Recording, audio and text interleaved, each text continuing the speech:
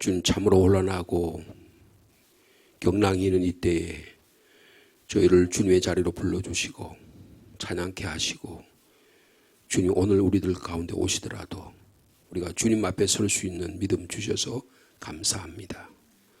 세월이 참 빨리 지나갑니다. 우리의 삶 속에 우리의 사랑하는 자, 우리의 친구, 우리 믿음의 사람들이 하나하나 떠나가는 이때에 오늘 밤 우리의 영혼을 불러주셔도 구원 얻을 놀라운 믿음을 주셔서 오늘도 주님과 동행하는 하루의 삶이 되게 하여 주옵소서. 어두운 죄악길에서 목자 없는 양같이 많은 사람들이 길을 찾아 헤맵니다. 자비하신 주님, 독생자를 보내셔서 우리 한 사람 한 사람을 불러주셨으니 우리 교회도 생명 부르는 일에 참여하도록 인도하여 주옵소서. 오늘도 말씀의 자리로 불러주셨으니 말씀이 들리는 시간이 되게 하여 주옵소서. 나를 향하여 오늘도 어떤 말씀, 생명의 말씀을 주실지를 기억하며 그 말씀을 마음에 담으며 그 말씀 가운데 기도의 제목이 나타나도록 인도하여 주옵소서. 저의 연약함을 주님께 아뢰오니 주님 이 시간에도 함께하여 주옵소서. 예수님의 이름으로 기도하옵나이다. 아멘. 오늘은 3월 4일자 말씀이 되겠습니다. 3월 4일자 먼저 시편 35편 11절에서 28절까지 말씀입니다.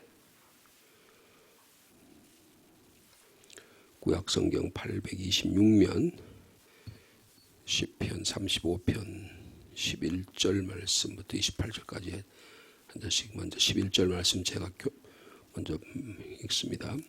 불의한 증인들이 일어나서 내가 알지 못하는 일로 내게 질문하며 나는 그들이 병들었을 때 굵은 베옷을 입으며 금식하여 내 영혼을 괴롭게 하였더니 내 기도가 내 품으로 돌아왔도다.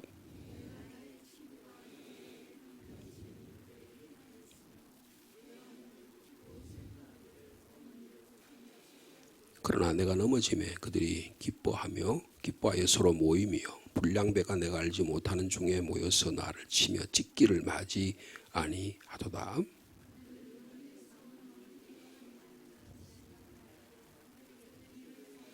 주여 어느 때까지 관망하시려 하나이까. 내 영혼을 저 멸망자에게서 구원하시며 내 유일한 것을 사자들에게서 건지소서.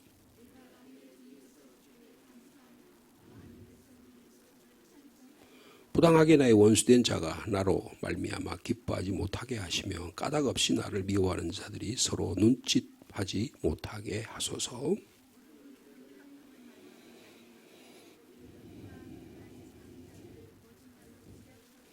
또 그들이 나를 향하여 입을 크게 벌리고 하하 우리가 목격하였다 하나이다.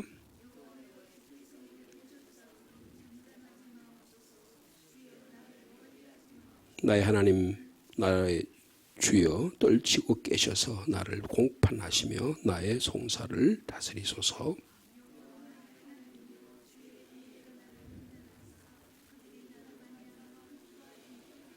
그들이 마음속으로 이르기를 아하 소원을 성취하지 못하게 하시며 우리가 그를 삼켰다 말하지 못하게 하소서.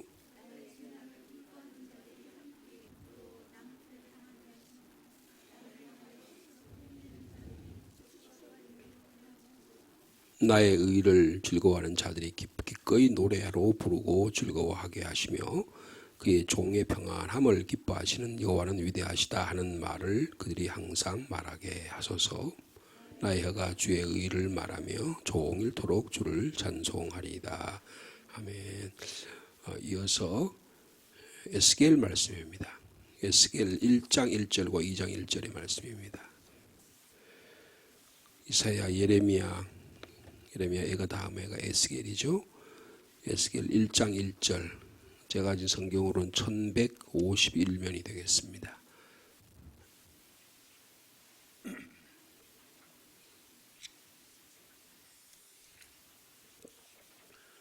1장 1절과 2장 1절의 말씀 한 절 말씀이니까 같이 읽을까요? 먼저 1장 1절 말씀이 있습니다. 30째 해 넷째 달 초따새에 내가 그발강가 사로잡힌 자중에 있을 때에 하늘이 열리며 하나님의 모습이 내게 보이니.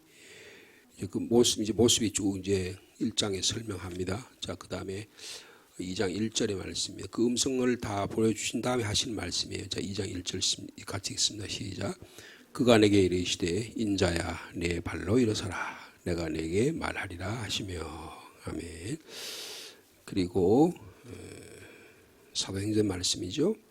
사도행전 10장 23절.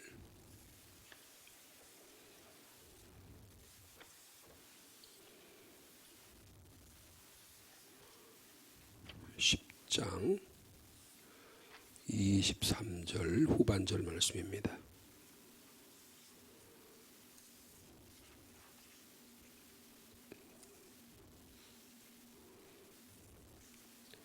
(23절) 후반절 말씀 제가 23절부터 33절까지입니다. 제가 23절 후반절 말씀 먼저 받드리겠습니다. 이튿날 일어나 그들과 함께 갈새 요빠에서 온 어떤 형제들도 함께 가니라.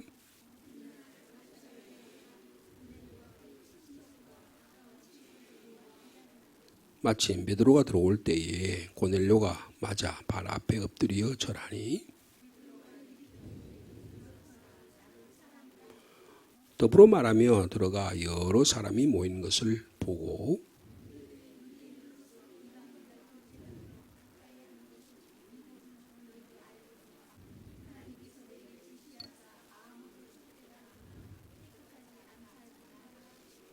부름을 사양하지 아니하고 왔노라 묻노니 무슨 일로 나를 불렀느냐.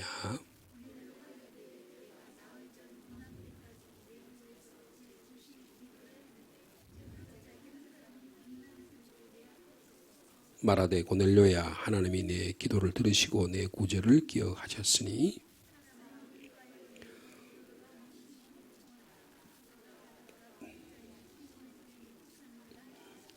33절 같이 있습니다. 내가 곧 당신에게 사람을 보내었는데 오셨으니 잘하였나이다. 이제 우리는 주께서 당신에게 명하신 모든 것을 듣고자 해도 다 하나님 앞에 있나이다. 아멘. 지금 새 인물이 등장하죠. 사도행전에는 베드로와 고넬료가 등장하고 그리고 에스겔서에서는 하나님께서 에스겔에게 나타나는 에스겔이 등장합니다. 그리고 시편에는 다윗이 등장하죠. 다윗이 아마 이 시편 35편이 언제 쓰였느냐 그렇게 우리가 볼 때 사무엘서에 있는 것처럼 다윗이 사울을 피해서 숲이라는 곳으로 도망 다닐 때에 쓰여진 시라고 유대인들은 그렇게 랍비들은 그렇게 해석을 합니다. 그러니까 위기판 상황 가운데 있을 때에 기도하는 모습이 그 시편 35편의 말씀입니다. 오늘 이 세 본문의 말씀이 우리가 이렇게 같이 읽었는데요. 공통점이 뭘까요? 그러니까 이 본문의 말씀이 나에게 세 본문에 어떤 공통점이 있다라고 우리가 한번 생각해 본다면 이게 이제 국어 본문을 읽고 본문을 이렇게 이해하는 이해력이죠, 그죠? 어떤 특징이 있을까요? 지금 사도행전 같은 건 좀 분명하죠. 하나님께서 가이사랴라는 곳에 고넬료라고 하는 로마 백부장이 있었는데, 이탈리아 백부장이 있었는데 하나님께서 그를 통해서 환상 중에 천사를 보내서 너 요빠로 가라. 거기 가면 시몬 베드로라는 사람이 있을 때 그를 너희 집에 초대하라. 그게 전부였었어요. 그래서 이 고넬료는 즉각 하나님의 말씀에 순종해서 사람을 보냅니다. 오늘 본문에 보면 어저께 말씀과 이어서 오늘 본문에 보면 또 베드로가 요빠에서 점심 때 배가 고픈데 다락방에 올라갔다가 환상을 봅니다. 그래서 보자기를 쌓이는데 막 온갖 유대인들이 먹지 못하는 온갖 동물들이 있는데 그거 잡아먹으라. 그러니까 주님 제가 어떻게 유대인으로서 이것을 먹을 수 있습니까? 3번이 나타나서 내가 깨끗하고 하라는데 너가 왜 먹지 못하느냐. 그래서 그런 환상을 주셨는데 마침 오늘 보니까 고넬료 집에서 사람이 와요. 와가지고 베드로를 초청하는 그런 내용이 지금 오늘 본문의 내용입니다. 그래서 이제 하나님이 부르심에 대해서 고넬료가 어떻게 응답하느냐, 그리고 베드로가 어떻게 응답하느냐라고 하는 하나님의 부르심에 우리가 어떤 반응을 하느냐가 중요하다 그겁니다. 에스겔서는 오늘 본문의 내용보다는 상황이 어때요? 에스겔이 30년이기 아마 학자들이 여러 가지 이야기했는데 나이가 30살이었을 거라고 생각해요. 민수기에 보면 제사장은 30살이 되어야 제사장이 됩니다. 오늘 우리나라 우리 총회 헌법에도요, 목사가 되려면 30세가 돼야 됩니다. 30세가 돼야 목사 안수를 받을 수 있어요. 그러니까 제사장으로서 받는 30살 때인데 5월 달에 하나님께서 그발강가, 즉 이스라엘 백성이 포로로 잡혀가 있을 때거든요. 그 여호야긴이라고 하는 왕이요, 포로로 잡혀가고 나서 한 5년이 지난 593년이라고 생각이 됩니다. 598년에 여호야긴이라는 왕이 3개월 왕하다가 느부갓네살에 의해서 로마로 바벨론으로 붙잡혀가요. 그때 같이 사로잡혀간 자가 에스겔입니다. 그 에스겔이 그발 강가에 온 거예요. 그러니까 말하자면 저 중국 어딘지, 하얼빈 어딘지, 저 중국 어디, 러시아 어딘지 외국 땅에 가가지고 하나님 거기서 하나님 부르신 거예요. 30살에 하나님 예배 가운데 강가에서 하나님 예배하는 가운데 하나님 부르심을 받은 거예요. 하나님의 부르심을 받는 일이 대단히 중요하다는 것입니다. 다윗은 어때요? 도망만 다니잖아요. 막 사울 피해서 도망만 다니죠. 여러분, 사울이라는 사람이 어떤 사람입니까? 다윗과의 관계가 지금 자기의 부하이기도 하지만 자기의 사위잖아요. 자기가 골리앗을 피해가지고 벌벌 떨면서 군사들이 꼼짝도 달싹달도 못했을 때 소년이 나타나서 블레셋 장수를 완전히 물려치고 그를 목을 베서 장수가 그래서 왕이 그를 칭찬해주고 장군으로 삼아주고 사위로 삼았던 사람이잖아요. 충성스러운 일꾼이잖아요. 근데 10년 동안 도망 다녀요. 다윗이요. 젊은 시절에. 근데 그를 누구를 만납니까? 하나님을 만났다는 거예요. 여러분, 우리가 삶이 어떤 상황이든 간에 지금 에스겔은 포로의 생활이에요. 가장 비참한 나라 잃고 친구 잃고 부모 잃고 다 떨어져 있는 순간이에요. 근데 하나님이 그를 부르셨다. 그러니까 에스겔 어떻게 할 수가 없는 거예요. 내가 원해서 목사가 된 게 아니라고요. 내가 원해서 예언자를 부르며 받은 게 아니야. 하나님이 부르시니까 어떻게 할 수 없어서 부르신 거예요. 여러분, 우리가 다 주님 부름 받을 때 내가 막 교회 가야 된다 그래서 간 사람 있습니까? 내가 상황이 어렵거나 자녀가 문제가 있거나 기도의 제목이 있거나 어떻게 해서 내가 주님 앞에 나오지 않으면 안 될 수 없는 그런 형량이 되니까 주님 우리를 막 밀어붙여가지고 불러가지고 어떤 상황 가운데서 우리를 부르셨잖아요. 오늘도 새벽 기도 나오는데 비도 질질 오고 뭐 이렇게 하는데 기도 나오고 싶지 않잖아요. 네? 목사가 되니까 나옵니까? 이게 직업 때문에 나오는 거예요? 아니잖아요. 우리가 하나님의 부르심이라고 하는 게 우리를 막 밀어붙이니까 그래서 우리가 나온 거잖아요. 다윗도 그렇고요. 그리고 지금 에스겔도 그렇고 오늘 베드로와 고넬료도 그렇습니다. 고넬료가 지금 이탈리아 아주 정식 장교고 말이에요. 외국 땅에 나가지고 주둔하고 뭐 똥똥거리고 잘 살고 있고 또 자기가 유대교적인 종교를 믿어가지고 하나님 잘 믿고 그러는데 어느 날 하나님께서 성령께서 그에게 나타나가지고 너 베드로 찾아가라. 근데 이 사람이 말이에요. 하나님 말씀을 순종한다니까요. 할 말씀을 순종한다니까요. 오늘날 하나님의 말씀을 순종하는 사람을 찾아보기 참 어렵습니다. 내 상황이 조건이 맞아야 찾아가요. 내가 조건 다 따지는 거예요. 이렇게 하고 뭐 어떻게 하고 뭐 사례는 어떻게 주고 뭐 사택은 어떻게 주고 뭐 다 따져요. 그래, 이거보다 더 좋은 조건이 있으면 어떡합니까? 철새처럼 휙 따라갑니다. 여러분, 목사도 그래. 그럼 하나님의 부르심이라고 하는 게 뭐예요? 뭐에 따라 따라가는 거예요? 내 생활 조건에 따라간다. 그럼 그게 뭡니까? 직장인이지. 직장인이지. 고넬료라는 사람은 그렇게 부름 받지 않았습니다. 하나님 부르시니까 무조건 순종하는 거예요. 여러분 오늘 본문에 보면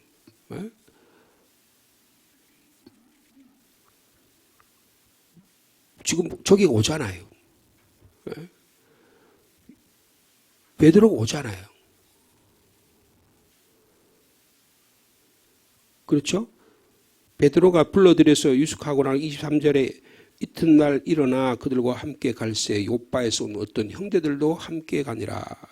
그래 지금 같이 믿음의 동역자가 함께 갔어요. 그러니까 여러분 24절 보세요.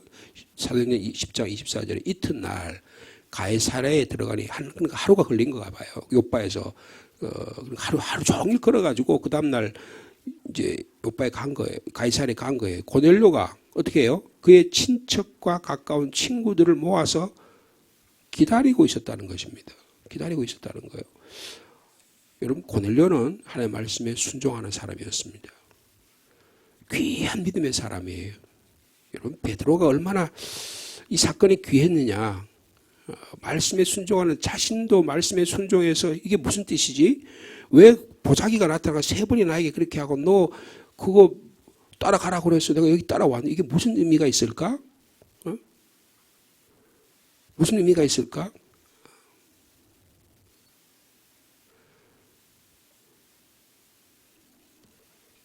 여러분 그 29절 말씀이 재미있어요. 제가 보니까요.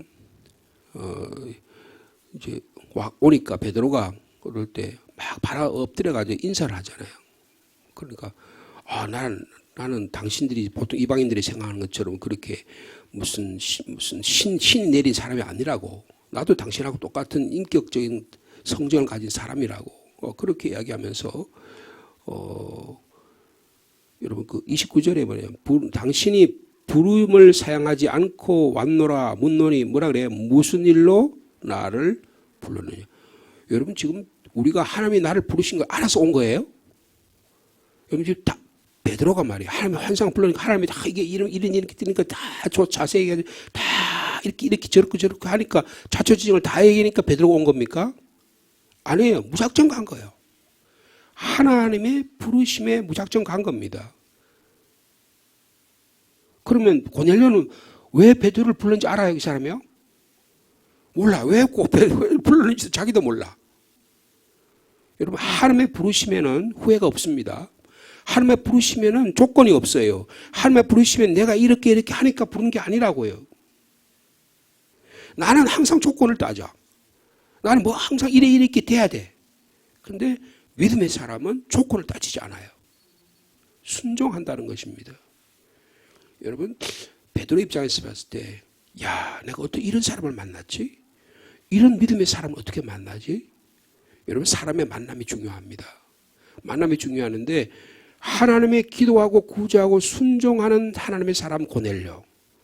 유대인이고 사도고 위대한 하나님의 사람이고 자기 전통이 있고 고집이 있고 자기 나름대로 관습이 있는데 이거를 깨뜨리고 하나님의 말씀에 순종하는 사람 베드로. 이들을 주님께서 사용하고 계시다는 거예요. 나는 유대인으로서 이방인을 교제하는 것도 금지가 되고 그리고 음식도 먹으면 이렇게 안 되는 거다. 그렇지만은 하나님께서 내가 아무도 속되다고 하지 않았으니 네가 내 말씀을 따라 순종하라고 해서 내가 부르심이 여기 왔다라고 하는 성령의 음성에 민감한 사람.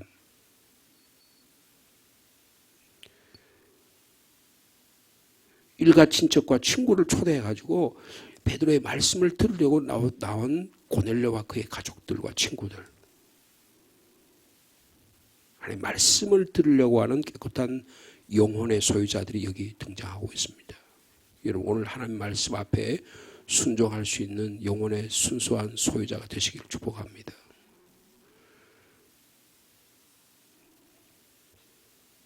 고넬료는요 베드로를 존경하고 기다리고 경외한 마음으로 그를 기다렸어요.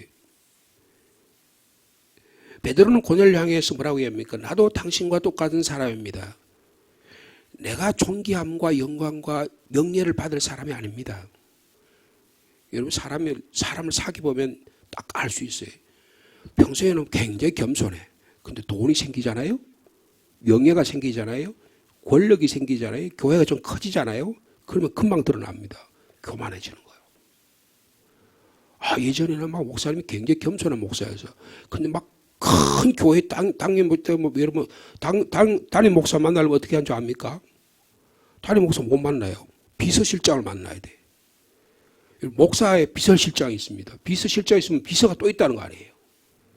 몇만 명 된 교회는 여러분 구조상 담임 목사를 직접 못 만납니다. 성도들이. 비서실장, 그 비서를 만나가 비서가 또 비서실장한테 보고해가지고 절차가 더 복잡해요. 회장님 만난 것보다 더 힘들어요. 네? 그렇게 어떻게 됩니까?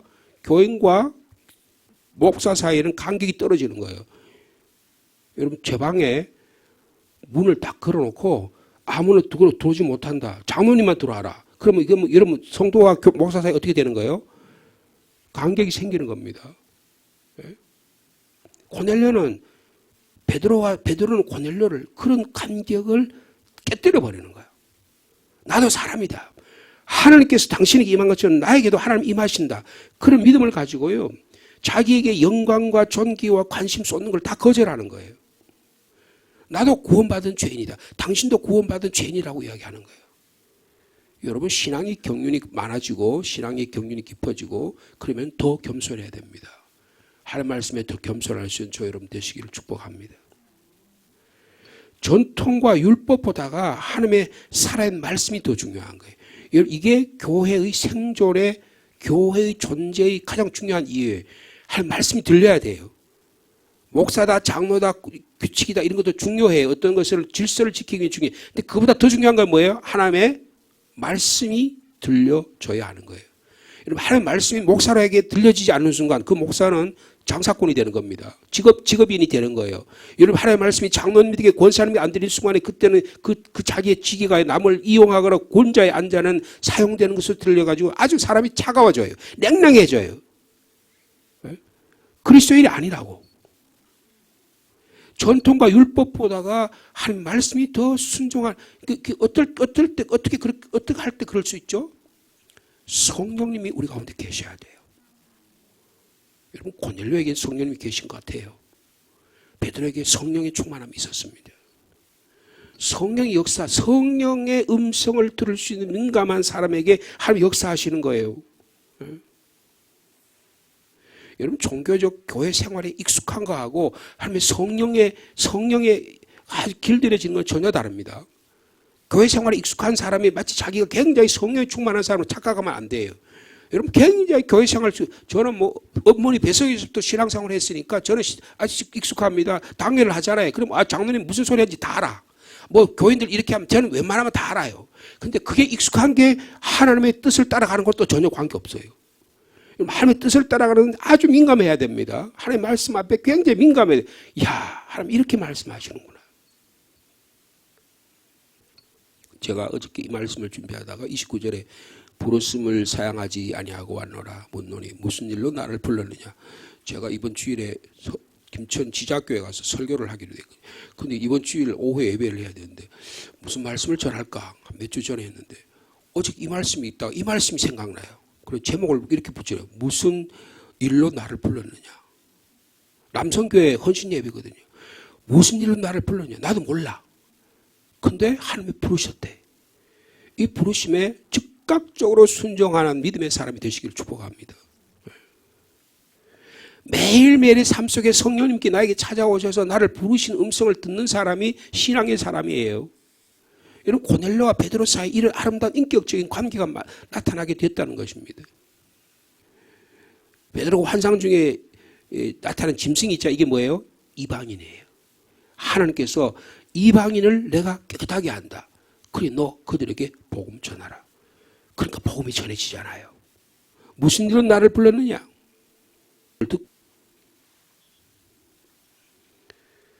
환상과 하나님의 음성을 듣고 순종할 때에 환상과 음성을 들려준 이유를 깨닫게 됩니다. 그러니까 고넬료 그러잖아요. 이제 우리는 주께서 당신에게 명령하신 모든 것을 듣기를 원합니다. 여러분 듣기를 원한다는 거예요.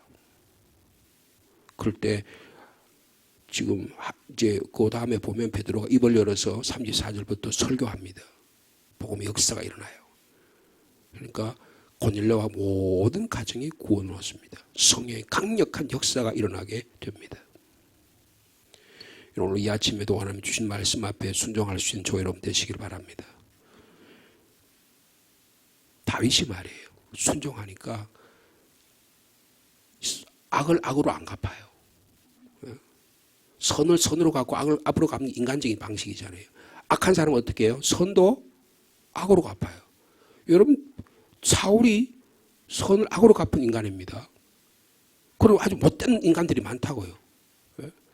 어떻게 하든 악으로 갚을까만 생각하는 인간들이 있다고요. 그럼 다윗은 어떻게 합니까? 악을 악으로 갚지도 않고 선을 선으로 갚는 게 악을 어떻게 해요? 선으로 갚는 믿음의 사람이 되었다는 거예요.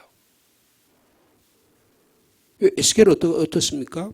자기도 포로로 잡혀갔잖아요. 절대 절명의 고향 잃고 친척 잃고 가족 잃고 다 잃고 자기가 좋은 목회 잘하던 목회지 자기 있던 이스라엘 거기 잃고 고향 땅에서 다 떨어져 가지고 지금 외국에 나가 있어요. 여러분 외국에 나가서 목회한다는 건요 거의 사망 선언과 같습니다. 미국에서 목회하면 멋있을 것 같잖아요. 이방인들 특별히 거기 가서 거기서 한국 사람들 만나잖아요. 그럼 그 사람이 뭐 하다 온 사람인지 몰라. 그러니까 이 사람이 깡패인지 사기꾼인지 아무도 몰라. 그러니까 거기서 목회하다가 실패하는 경우가 80~90%예요. 왜냐하면 그 사람들 정체성이 전혀 없습니다. 멋대로 막 굴러다니는 거예요. 제가 독일 가서 신앙 하는데 거기 있는 교민들이요. 교회를 한 10번 이상 다 옮겼어요. 목사도 못 믿고 자기들끼리 서로 못 믿고 싸우고 치고 받고 하다가 다 헤어진 거예요. 그만큼 아주 공허한 사람의 삶의 모습인데. 근데 하루의 음성이 들리면 하나님께서 그래서 만남이 주면 고넬료와 베드로의 만남처럼 귀한 만남이 일어나게 된다는 거예요. 오늘도 성령님의 음성을 듣고 성령님 말씀에 순종할 수 있는 저 여러분 되시기 바랍니다. 이게 중요한 거예요. 이게. 그래야지 내 마음속에 어떤 조건과 상황과 외적인 어떤 것과 관계없이 하나님 나를 역사하신 것 때문에 내가 할렐루야 찬양하고 내 안에 감격이 있고 내 안에 하나님의 음성을 들을 수 있는 능력의 사람이 될 수 있다는 것입니다. 이런 믿음을 가지고 살아가는 여러분 되시기를 축복합니다. 걸어가신 주님 음성 듣기를 원합니다. 주님 우리의 삶이 곤궁하고 때로는 외롭고 어찌할 바를 모르는 그런 삶의 상황이 너무나 많습니다. 그래서 주님 앞에 매달려 살려달라고 해결해달라고 고쳐달라고 주님께 간구합니다. 참으로 귀한 믿음의 고백이요 기도요 소망입니다. 그러나 무엇보다 하나님의 음성이 들리기를 원합니다. 내 조건과 상황과 관계없이 하나님이 명령하시면 하나님이 말씀하시면 제가 순종하겠습니다. 그것이 포로의 삶이었던 다윗처럼 도망자의 비참한 신세였건 베드로처럼 내 이해와 내 생각을 넘어서는 그런 일이었건 간에 하나님이 말씀하시니 순종하게 하여 주옵소서. 하나님 말씀 앞에 한 발을 내디뎠더니 내가 무슨 일로 나를 불렀는지 모르지만 그 말씀에 따라 순종했더니 이방인에게도 성령이 역사하신 놀라운 일을 감당케 하셨습니다. 주님 저에게도 그런 놀라운 은혜를 더하여 주옵소서. 주님 3월달을 시작합니다. 매일매일 같이 주의 말씀 앞에 두렵고 떨리는 마음으로 주님 앞에 나오게 하여 주옵소서. 이 시대가 아무리 험악하고 아무리 혼란하고 우리 믿음을 괴롭히는 악한 자들이 사울과 같은 자들이 우리를 공격한다고 하더라도 선을 악으로 갚는 자가 있다고 하더라도 하나님은 우리로 하여금 인내하며 오래 참으면서 하나님의 구원의 역사를 일으키기를 원하고 계십니다. 이 놀라운 하나님의 일들을 능히 감당할 수 있는 저희들 되게 하여 주옵소서. 원수가 나를 공격할 때 사랑으로 대할 수 있고 나를 미워하는 자를 선대하고 나를 저주한 자를 축복하며 나를 모욕하는 자를 위해 기도하는 믿음의 사람들이 되게 하여 주시옵소서. 그래서 다윗의 심정을 담게 하시고 에스겔의 심정을 담게 하시고 고넬료와 베드로의 마음을 닮아서 하나님의 부르심을 늘 응답할 수 있는 믿음의 준비를 갖추신 기도의 사람 다 되도록 주께서 축복하여 주옵소서. 오늘도 그런 마음으로 주님 앞에 나왔습니다. 비록 작은 숫자이지만 한 분 한 분에게 찾아오셔서 말씀하여 주시고 인도하여 주시고 역사하여 주옵소서. 주님, 이 나라 민족을 위해서도 기도합니다. 참으로 곤란합니다. 지도자들을 보면 야, 저런 사람을 세워서 대통령 세우면 될까? 저런 사람을 믿을 수 있을까? 참으로 마음이 답답합니다. 저런 사람들 또 믿고 또 쏘가야 되나? 하나님 저희들을 불쌍히 여겨주시고 이 나라 민족의 진정한 지도자를 보내어 주시옵소서. 주님, 교회에 목사가 바로 세워지기를 원합니다. 장로님들이 바로 세워지게 하여 주옵소서. 우리 한 사람 한 사람이 성령의 두렵고 떨림으로 민감할 수 있는 저희들 되게 하여 주옵소서. 게을러 빠져서 우리가 무엇을 먹고 무엇을 마시는지 정신도 차리지 못하고 이 시대의 흐름에 흔들려버리는 그런 장사꾼이 되지 않게 하시고 습관적인 종교인이 되지 않게 하시고 정말 하나님의 말씀 앞에 두렵고 떨림으로 주님 앞에 설 수 있는 저희들 되도록 주께서 역사하여 주옵소서. 어느 시대에나 그런 믿음의 성령의 사람을 통하여 역사하심을 믿사오니 주님, 귀한 믿음의 성도들 다 되게 하여 주셔서 하나님이 말씀하실 때 주님, 제가 여기 있나이다, 나를 보내어 달라고 고백할 수 있는 저희들 되게 하여 주시옵소서. 주님, 이 시간에도 조용한 가운데 주님께 간구합니다. 우리 자녀들을 위해 기도합니다. 군문에 나가 있는 자녀, 직장과 일터에 있는 자녀, 이제 새로운 학기를 시작하는 자녀, 집을 떠나 있는 자녀, 주님 한 사람 한 사람 붙들어 주시기를 원합니다. 무엇보다도 연약한 자녀들 있습니다. 이 시간 간절히 기도합니다. 주님, 치료하여 주시옵소서. 살려 주시옵소서. 회복시켜 주시옵소서. 악한 마귀사탄들은 물러갈지어다. 예수 그리스도의 보혈의 공로로 정결케 하여 주셔서 성령의 말씀에 순종할 수 있는 자녀들 되어셔서 어떤 시대의 상황 가운데도 무릎 꿇지 않는 믿음의 사람들 되게 하여 주옵소서. 주님,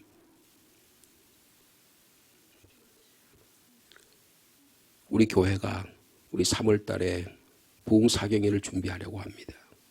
기도로 잘 준비하게 하시고 보내시는 주의 종에게 성령의 충만함을 주셔서 하늘 은혜가 쏟아지게 하여 주시고 말씀의 은혜가 우리에게 쏟아져서 우리 안에 하나님 앞에 춤추며 감격하며 예배하는 예배자의 삶이 될 수 있도록 주께서 인도하여 주시옵소서. 오늘도 성도들의 가정과 직장과 일터의 복을 주셔서 하는 일마다 복의 복을 더해 주시고 특별히 하나님의 교회가 복음 전하고 선교하고 또 하나님의 말씀을 가르치고 배우는 일에 게을리하지 않는 하나님의 교회 되도록 역사하여 주옵소서. 우리 개인적인 기도의 제물을 가지고 주님께 고개 숙여오니 주님, 우리의 기도도 들어 응답해 주실 줄로 믿습니다. 예수님의 이름으로 기도하옵나이다. 아멘.